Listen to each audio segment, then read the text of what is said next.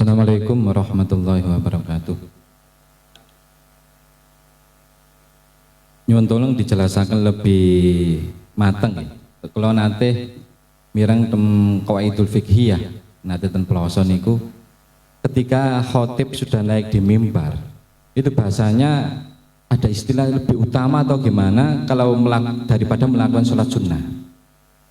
Saya pernah jumpai tapi belum ketemu lagi gitu loh. Saya barangkali jenengan nggak ada dalil ten qawaidul fiqhiyah jelasnya itu yang mana lebih baik ketika khotib di atas mimbar tidak melakukan sholat sunnah alias langsung duduk. Ketika datang dari rumah ke masjid atau dari mana saja ke masjid, imam sudah di atas mimbar, lebih baik duduk.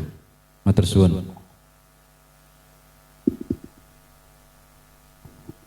Oke, berarti niku pertanyaannya intinya membahas masalah sholat sunnah yang dilakukan setelah khotib mulai khutbah atau sudah mulai naik ke mimbar, ngoten ya. Sebenarnya wau sampun disinggung niku teng qauluhu niku au naflin niku nggih. Jadi teng ngriku dingendikaaken wa tukrahu tahriman walau liman talzamhu walau liman lam talzamhu al jum'atu ba'da julusil khatibi 'alal mimbar wa illam yasma al khutbata sholatu fardin au naflin. Terus teng ngriki di Fathul Mu'in sebenarnya sudah disinggung kalau seseorang khotib itu sudah naik ke mimbarnya, maka menurut satu kaul mengatakan hanya sekedar makruh tahrim tapi sudah dosa, cuma makruh tahrim. Menurut satu kaul itu hukumnya bahkan sampai haram untuk melaksanakan sholat fardu sekalipun, sholat fardu qodaan atau sholat sunnah. Itu hukumnya bukan hanya bahasane, bukan hanya lebih utama untuk tidak sholat, tapi memang bahkan sampai makruh tahrim atau bahkan ada yang mengatakan haram. Les mendukur, ya jangan sampai ada aktivitas ngodoi sholat atau sholat sunnah napa namine yang di situ sama sekali tidak warid. Cuma di situ sekali lagi ada pengecualian. Bahasanya kan ngoten ya. Ada pengecualian sing rupane salat tahiyatul salat sunnah tahiyatul masjid. Kalau salat sunnah tahiyatul masjid itu hukumnya tidak sampai makruh tahrim, bahkan di situ malah dikatakan sunnah. Ada yang mengatakan kecuali dua, salat sunnah tahiyatul masjid sama sunnah qobliyah. Kalau memang dia belum melaksanakan sholat sunnah qobliyah di rumah. Jadi nek teng ngriku kan dingendikaaken qauluhu bal tusannu, dados teng mriki dingendikaaken wa kuriha lidakhilin tahiyatun fawwatat takbiratal ihrami insallaha wa illa fala tukrahu bal tusannu lakin yalzamuhu tahfifuha. Jadi khusus salat tahiyatul masjid ini justru malah merupakan hal yang disunnahkan sekalipun seorang khotib sudah naik di atas mimbar. Cuma ada kewajiban untuk ditahfif, mempercepat secepat mungkin. Bahasane iktisar alal wajibat. Kenapa kok salat sunnah tahiyatul masjid ini dikecualikan? Sebentar sebelum membahas hanya salat tahiyatul masjid.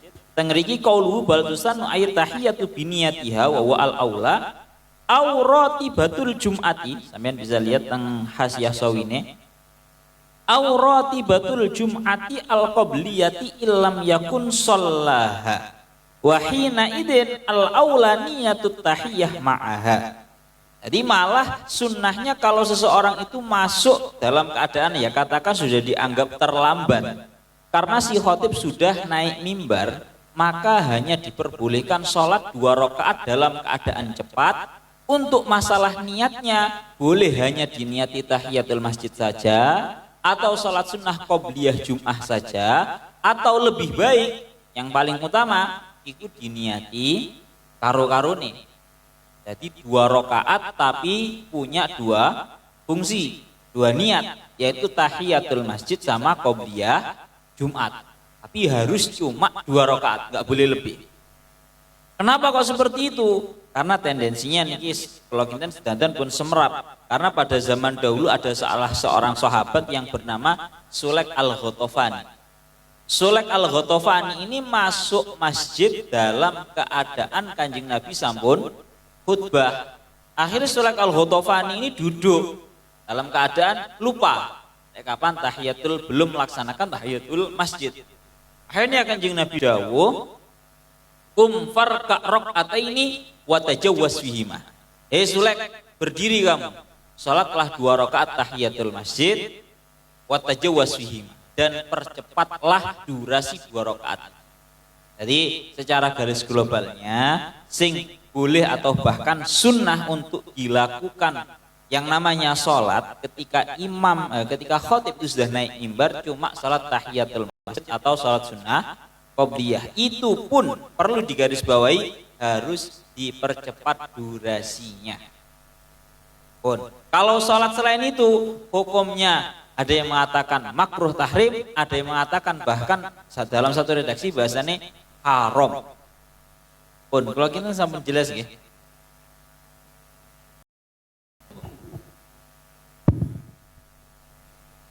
Saya Mas masih melanjutkan masalah yang tadi, keharuman untuk melakukan sholat ataupun sholat sunnah ketika khotib sudah di atas mimbar itu bukan hanya untuk orang yang sudah ada di dalam masjid. Dia sudah duduk ketika khotib naik mimbar. Tapi ketika ada orang yang baru datang, maka saya kira itu masuk hukum yang berikutnya, tidak dimakruhkan. Di situ disunahkan untuk sholat tahiyatul masjid. Jadi titik beratnya itu kayaknya ketika dia kondisi sholat itu dia baru datang, apa dia sudah dalam masjid. Kalau nanti ada timbul pertanyaan, ketika orang baru datang di masjid, tapi kemudian dia sholat fardu atau sholat qadha, itu apa hukumnya makruh atau sunnah? Kalau kita titik beratnya di dakhil, saya kira itu bisa sunnah. Tapi kalau dia sudah di dalam masjid, itu baru nanti hukumnya makruh tahrim. Apakah seperti itu? Mohon dijelaskan lagi.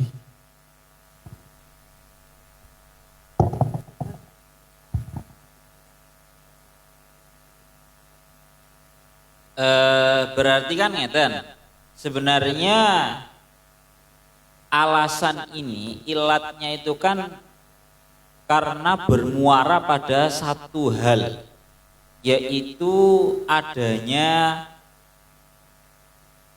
kesunahan, bahasanya ngaten ya, adanya kesunahan untuk mendengarkan yang namanya khutbatul khotib, kan seperti itu. Kalau dari pemahaman kami ya, seolah-olah niku ya memang kalau masalah tahiyatul masjid itu ya khusus untuk dakhil, karena kan nggak mungkin dong ya orang sudah duduk lama kemudian melaksanakan tahiyatul masjid, waktunya sudah habis. Artinya sebenarnya masalah baik itu salat tahiyatul masjid atau qobliyah Jumat, itu sebenarnya titik permasalahannya itu justru kalau menurut saya itu ketika julusil khotib fil mimbar, bukan masalah dakhil atau qoblat dakhilnya. Karena secara bahasanya kalau ada orang sudah bahasanya masuk lama tapi si khotib itu belum masuk, dia mau melaksanakan apapun, misal salat tahiyatul masjid atau salat sunnah qobliyah atau bahkan salat fardu sekalipun, masa ya haram atau makruh tahrim, kan nggak ada tuh. karena dia masih memiliki kesempatan dan tidak ada kesunahan atau bahasa kasarannya ngomong wadifah yang disyariatkan untuk dia sebelum khotib itu duduk di atas mimbarnya. Ngoten lho. Ya, ketika khotib sudah di mimbar, kemudian ada orang baru masuk, dia bukan berniat untuk tahiyat masjid, tapi berniat untuk sholat fardu atau sholat qadha. Nah itu dia masuk ke makruh tahrim apa masuk ke sunnah? Masuk ke makruh tahrim. Kenapa? Karena kan dia kan masih dakhil.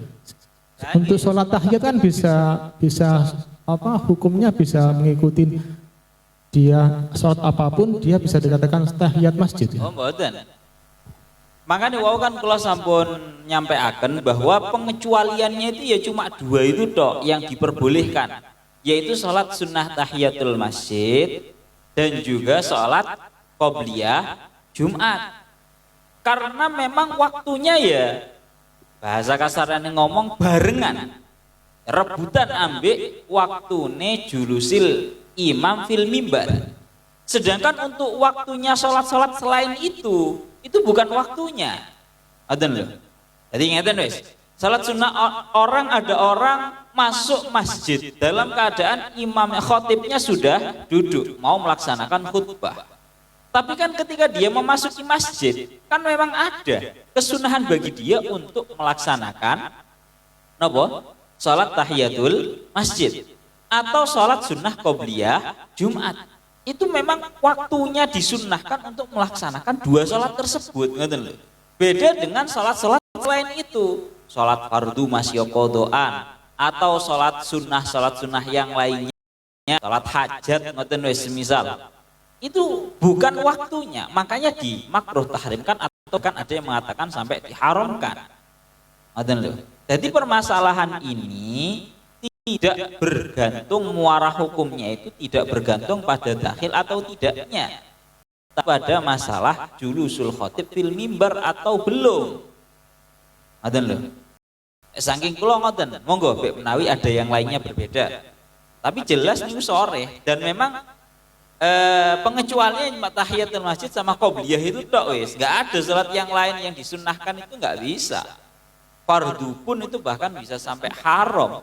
Wow, bahkan dikatakan sholat fardu yang qodhoan sekalipun qodhoannya sifatnya wajib fauran itu lo nggak boleh karena bukan waktunya. Pun pripun saking jani. Pun nggih sepakat nggih.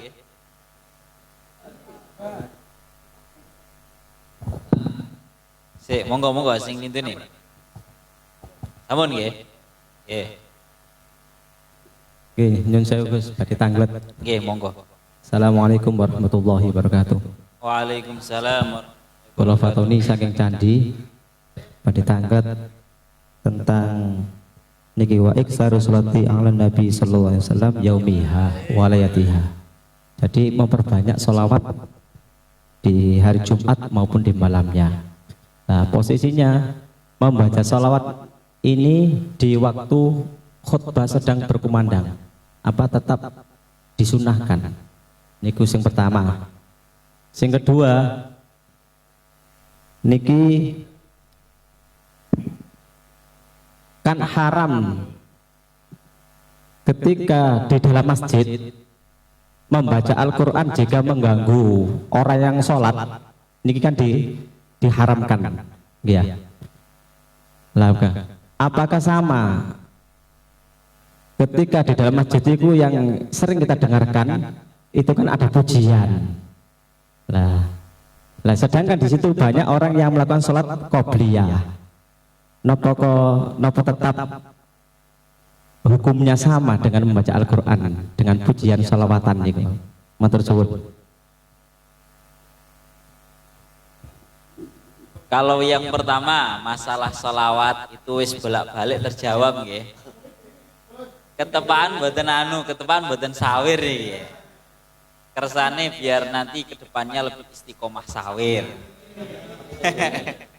Jawabannya intinya kalau sudah khutbah itu berarti kesunahan bagi dia, ibadah bagi dia adalah diam. Jadi ono ibadah itu sifate cangkeme obah, ono sing ibadah itu sifate diam. Dan kebetulan kalau dalam masalah khutbah, selagi dia itu mendengarkan khutbah, yo krungu khutbah, maka ibadah yang terbaik bagi dia adalah diam mendengarkan khutbah. Masih ora paham, ngomong khutbah kayak bahasa Arab ngono semisal, atau nggak bahasa Inggris ngono semisal. Tetap ada kesunahan mendengarkan khutbah daripada membaca sholawat atau bahkan membaca Al-Quran sekali, karena tempatnya berbeda. Itu kalau membahas yang namanya menyibukkan diri di waktu khutbah. Lah ini harus bolak-balik tuh dibahas. Ora wayahe khutbah ora gelem sok maca sholawat. Wayahe khutbah nang masjid gawaya nyekel tasbih, gawayane maca sholawat. Ki tasbih gawedi ngawen sallallahu ala Muhammad sallallahu ala. Iki repot niki. Niki jenenge wa kullu man bi ghairi ilmin ya'malu nggih modele ya ngene iki. Wae ora wayahe dilakoni. Pun saya rasa itu sangat cukup dan bolak-balik dibahas. Bahkan Kaji Huda bolak-balik ngengkel perihal ini. Tiangnya wonten, tiangnya hadir. Alah. Aman nggih Kaji Huda nggih? Pun ini pun bolak-balik dibahas. Ini yang pertama. Yang nomor 2, bahas masalah terganggu. Ini juga nopo nggih bahasan iki ya rada repot masalah ini. Bahas masalah terganggu, wau sampun dingendikaaken bahwa kalau ada orang baca Al-Qur'an di masjid, hukumnya haram kalau sampai mengganggu terhadap orang yang sholat ataupun orang yang lagi tidur. Cuma sebenarnya wau kan sampun dibahas. Haram atau makruh itu ternyata tergantung daripada kadar terganggunya. Kan ngoten nggih. Haram atau makruh itu tergantung terhadap kadar terganggunya. Kalau terganggu, sangat terganggu, maka itu hukumnya haram. Kalau dulu pernah tanda kutipnya melaksanakan sholat, kemudian masjid ini gawede salone akeh.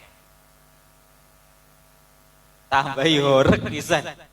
Lho nggih, niku saestu. Wanter sampai imam niki kan pun terlambat sholat dhewe. Pada waktu itu musafir. Imam Fatihah maca sembarang gak krungu. Saking banter. Maka kalau seperti ini benar-benar mengganggu, maka kalau seperti ini hukumnya haram. Tapi kalau ta'adzinya, terganggunya atau merasa tersakitnya itu minim, maka sampai haram. Maka kalau yang ditanyakan apakah yang namanya biasanya pujian sebelum qomat biasanya sak marini adzan sak durunge qomat, apakah sama dengan hukumnya membaca Al-Qur'an dan yang lainnya? Hukumnya sama. Karena secara garis globalnya seperti yang di dalam kitab I'anah, yang namanya masjid peletakan aslinya adalah untuk para musallin dunal wa'ad wa, bukan untuk para penceramah, juga bukan untuk orang-orang yang Al-Qur'an. Jadi fungsi utamanya masjid itu bukan untuk bahasa kasaran yang ngomong napa namanya ceramah, ngaji, dan juga bukan untuk orang-orang yang qiraah. Bahas masalah fungsi utama loh, jangan disalahpahami. Fungsi utamanya sholat, tapi kalau digunakan untuk ngaji, digunakan untuk membaca Al-Quran nggak masalah. Cuma tidak boleh untuk mengalahkan terhadap yang fungsi utamanya rupane rupane sholat. Sekarang kita lihat uang pujian, itu kira-kira orang-orang yang melaksanakan salat-salat qobliyah itu kira-kira terganggu nemen apa mboten? Atau biasa-biasa mawon. Yang penting jangan sampai ada bahasane sensi. Eles mustine wong sensi repot, kabeh-kabeh dadi loro, Pak. Kan ngoten to. Jadi kalau selama ini sing kula ngertos, lek ngusune wong-wong pujian itu rumah kula ya gak terganggu kok. Kita masih bisa konsen dengan salat sunnah qobliyah itu bisa. Jadi ya boten sampai kok istilahnya sampai haram itu boten sampai. Mentok ya makruh lah kalau ada sedikit terganggunya. Niku ngoten. Jadi hukumnya sami. Pokoknya kaidah yang perlu diingat, masjid itu fungsi utamanya untuk sholat, bukan untuk ngaji, bukan untuk membaca Al-Quran, tapi boleh untuk digunakan ngaji, digunakan untuk membaca Al-Quran. Catatannya jangan sampai mengalahkan fungsi utama berupa sholat. Paling penting nih gue. Monggo, pripun? Mungkin masih perlu dipertanyakan nih. Sampun nggih. Nggih, monggo tasik lami iki sik. Tenang ae. Pak Kacang belum bertanya nih. Monggo. Nggih. Pak Tanzil monggo. Nyuwun keterangan masalah niku wau lho, keterangan makruh napa haram nggih Pak. Makruh Dalam tahrim. khutbah itu memuji sultan, ya, pemimpin. Itu yang dimaksudkan yang mendoakan lah, ya pokoknya intinya mendoakan atau bagaimana. Itu yang di sasarannya itu sultannya apa instansi lembaganya. Nah, kan misalkan kan sekarang musim di kongkon khutbah yang Masjid Agung ono tema nih. Nah, iki nek gak ndungakne iki masa depan kan dicoret biasanya wah. Lagi gak dianu kan. Nah, itu pimpinannya atau memang boleh nggak kita misalkan mendoakan lembaganya atau yang lainnya itu enggak ke pemimpinnya atau memang keterangan tadi itu memang tertuju ke sultannya apa ke lembaga? Iki enten pertanyaan, cuma saja nih pertanyaannya betul terus dijawab nih. Oh, wingi wae sawir wingi niku poh jelas punan. Pun jelas pol, tapi betul apa-apa lah. Sebenarnya tadi kula menyampaikan niku ingin menjelaskan titik ghoyah. Kan wanu bahasane ghoyah. Ghoyah itu kan berarti ada satu hal yang berbeda. Kemarin pada saat bab khutbah, panjenengan lek ngasto kitab saged dibuka. Tenggene rukune khutbah yang kelima. Iku enten bahasa wa du'a lis sultani bi khususihi la yusannu ittifaqan. Mendoakan pemimpin, presiden, raja secara khusus nyebut panjenengan bupatiku, wah, gubernurku, presidenku, memang nyebut bi khususihi. Itu hukumnya la yusannu ittifaqan. Semua ulama sepakat bahwa disunahkan. Tidak disunahkan. Illa ma'a khasyati natin fayajibu. Kalau titik tidak sunahnya kan jelas. Karena yo awak dhewe kira diuruki ngono kuwi maksudnya. Maksudnya lek gak ono permintaan, gak ono apa, gak ono kepentingan dan lain-lain kok nyebut secara khusus kan urusannya siji. Cara Pak Kacang amplope cek tambah. Makanya nggak sunnah. Itu jelas tidak sunnah. Wa du'a lis sultan bi la yusannu ittifaqan. Ada tambah ittifaqan. Semua ulama sepakat bahwa mendoakan secara khusus pemimpin dengan item namanya secara khusus itu tidak sunnah. Kecuali bila mana ada kekhawatiran timbul sesuatu yang tidak menarik, maka itu hukumnya wajib. Wah, bupatiku diktator ya, gubernurku diktator ya, medeni gila adik awak di khutbah adik masjidnya Masjid Agung iki lek gak nyebut, waduh belah ini timbul fitnah ini nanti. Maka kalau seperti itu hukumnya bisa bahkan sampai wajib. Tapi wa ma'adamiha, kalau tidak ada fitnah laba sabih, hukumnya tidak ada masalah. Yo gak sunnah, gak ada masalah gitu saja. Tapi haitsu la mujazafata fi wasfi, dengan catatan tidak over di dalam mensifati pemimpin. Lek sampai over, hukumnya dosa, haram. Wala yajuzu wasfuhu bisifatin kadzibatin. Nah ini sing gak menarik niku biasa. Kiai lek kadung nyebut nih pejabat, bupati, gubernur, presiden, waduh, bapak pemerintah yang wah, yang ini sing tidak sesuai, tidak real. Nah ini yang menjadikan hukumnya menjadi haram. Selama itu real, tapi real juga disebut sing elek, sing apik siji loro real, nah itu disebutkan tidak apa-apa, didoakan. Tapi secara garis besar konotasi, tadi saya sudah menyampaikan bahwa konotasi bahasanya Fathul Mu'in itu memang tidak begitu mendukung untuk ad-du'a lis sultan bi khususihi, untuk mendoakan pemimpin secara khusus ketika khutbah itu tidak mendukung. Makanya kan awal itu pos diwanti-wanti. Wa du'a lis sultani bi khususihi la yusadu ittifaqan. Niku gak ngelek-ngelek pemerintah mboten. Tapi kalau memang tidak ada kepentingan tidak perlu maksudnya. Kan terkesan menjilat ngoten. Ngoten mungkin. Monggo menawi wonten lintunipun monggo.